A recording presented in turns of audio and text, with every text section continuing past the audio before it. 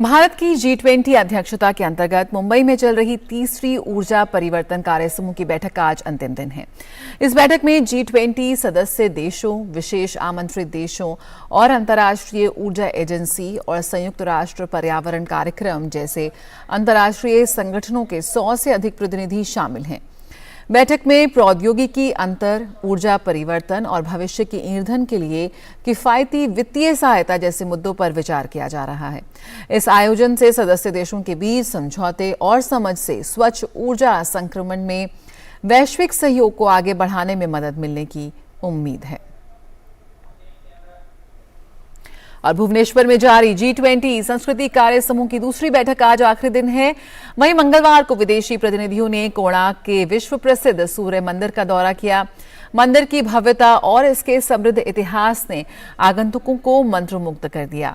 13वीं शताब्दी में 1238 से 1264 के बीच निर्मित इस सूर्य मंदिर का निर्माण हुआ।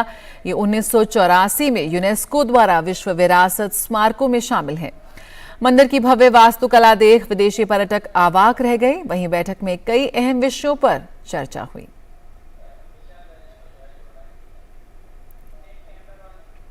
विशाल बैरिस्टो इस वक्त भुवनेश्वर से हमारे साथ जुड़ रहे हैं। विशाल, यहाँ पर जो तमाम विदेशी मेहमान पहुंचे हुए हैं, भारत की बेहद खूबसूरत सांस्कृतिक विरासत का उनको जायजा लेने का, उससे रूबरू होने का मौका मिल रहा है।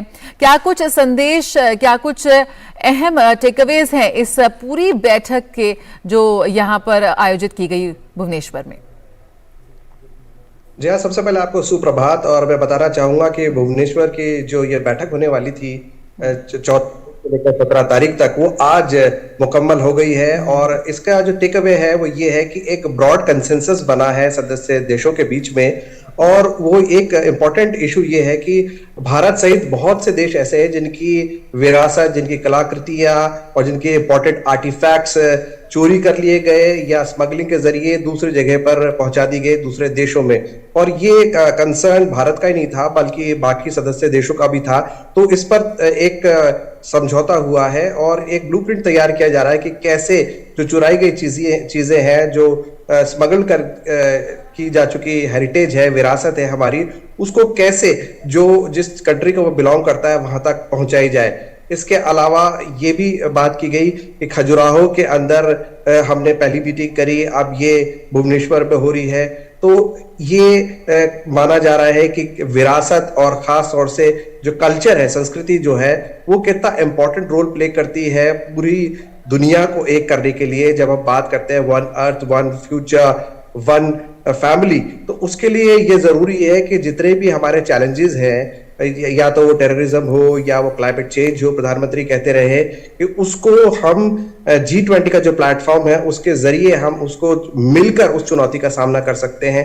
और जब हम एक फैमिली की बात करते हैं, एक परिवार की बात करते हैं, तो हमारी संस्कृति उसमें एक बहुत इंपॉर्टेंट रोल निभाता है। G20 का जो प्लेटफॉर्म है वो दूसरे देशों को भारत की संस्कृति को और करीब से जानने का मौका देता है, क्योंकि अलग अलग लेवल पे G20 की मीटिंग्स हो रही है, चाहे वो कल्चर हो, चाहे एजुकेशन हो, चाहे Y20 हो और चाहे टूरिज्म हो। तो ये सारी चीजें मिलकर भारत को विश्व मानचित्र पर लेके जाएगी, क्योंकि ये सारे लोग अपने अपने देशों में जाके एम्बेसडर्स ऑफ इंडिया का काम करेंगे, एम्बेसडर्स फॉर इंडिया का काम करेंगे और उनको बताएंगे अपने देशों में कि किस तरह से भारत की कला, संस्कृति और उसकी विरासत इतनी रिच है, ताकि इससे हमारे लोकल आर्टिसंस को भी बढ़ावा मिले, हमारी इकोनॉमी को भी बढ़ावा मिले, हमारे टूरिज्म को बढ़ावा मिले।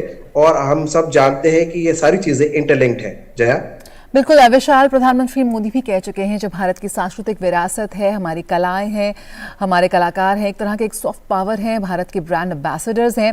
आपको लगता है G20 में शामिल तमाम ये लोग थे, किस तरह से एक देश या दो देशों के बीच जो प्रगाढ़ रिश्तों की हम बात कर रहे हैं, संस्कृति उसमें कितनी अहम रोल अदा करती है, इस लिहाज से भी तमाम जो मुद्दे रहे जिन पर बातचीत हुई वो काफ़ी अहम है। किस तरह से आप मानते हैं कि भारत के लिए भी किस तरह का टेक अवे था इन तमाम लोगों की मेजबानी कर G20 की जो अध्यक्षता सितंबर में जो हो रही है इवेंट, उसकी तैयारी के लिहाज से? जब हम बात कर रहे हैं G20 की, तो हमें इस बात का ध्यान रखना चाहिए कि एक बहुत अहम जिम्मेदारी भारत को मिली है और भारत का पूरी तरह से फायदा भी उठाना चाहता है और पूरी तरह से उसका उपयोग भी करना चाहता है। To make good use of this opportunity. हम हमारे पास प्रेसिडेंसी है, हमारे पास एससीओ की प्रेसिडेंसी है, तो ये जो प्लेटफॉर्म्स है यही बताते हैं कि भारत जो है, जब हम बात करते हैं कि अगले 25 साल में हम चाहते हैं कि हम विश्व गुरु बने, तो उसकी आधारशिला क्या है।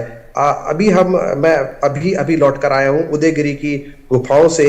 ये गुफाएं जो है वो फर्स्ट सेंचुरी बीसी की है, यानी कि ईसा से एक सेंचुरी 100 साल पूर्व, तो 2100 साल पुरानी ये गुफाएं हैं। और आप देख सकते, अगर आप यहाँ आए जया, अपनी स्टोरी में जो कुछ देर में दर्शकों को देखने को मिलेगी उसमें दिखा यहाँ पर विमेन एम्पावरमेंट हुआ करता था 2100 साल पहले।